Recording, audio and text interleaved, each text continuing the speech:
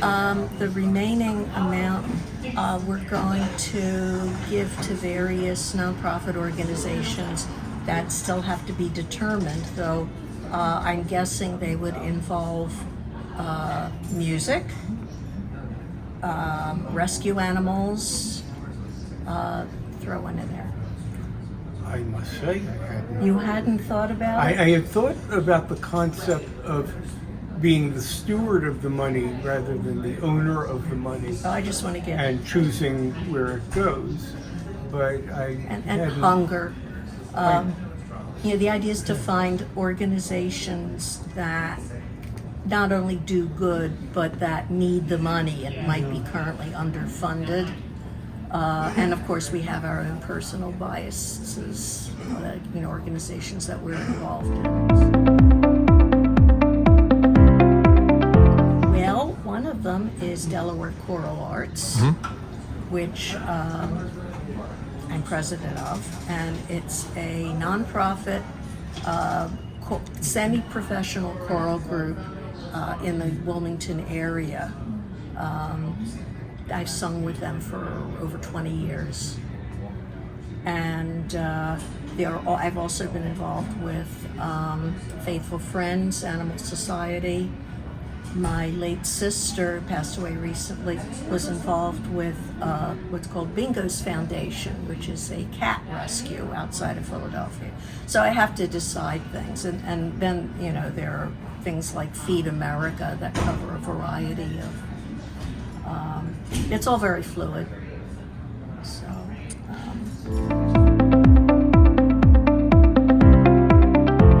we have a list, and we started, we came to Delaware because I got a job with DuPont, and that was 1980. And you may know DuPont is very, very vociferously dedicated to United Way. Yes. And to making sure its employees give to United Way. So that's how I got into the habit. In fact, I ran the campaign for my department at the experimental station one year. And then even though we've retired, we're more aware of everything that United Way does around here.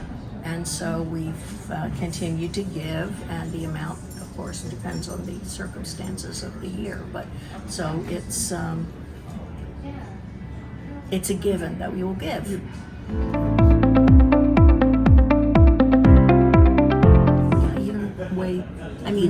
It's a given. Like whether it was Hebrew school or the synagogue or whatever, we'd give.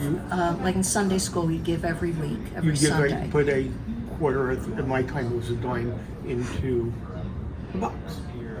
And then now our synagogue is a few blocks from here. But when they have a worship service that is not on a Saturday morning, we can't handle money on Saturday.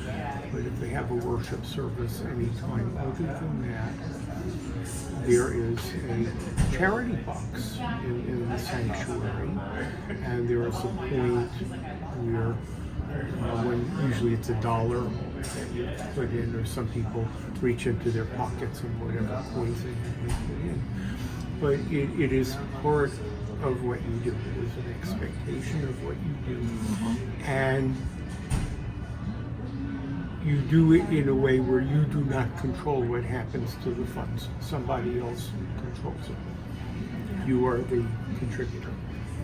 Yeah, there are Maimonides in medieval times had something like eight, thank you, levels of giving. And so I think if not the highest, one of the highest was that you would give the money, you didn't know who would benefit, they didn't know who gave it to them. And that sort of anonymity kind of goes against the American way, but hey. But that's kind of the United Way. You give the money either as DuPont or now we give it privately, and while they give you the option of specifying agencies, I've never done that. This is a central pool of charitable funds where I do not want to know who gets it, and they shouldn't know who gave it.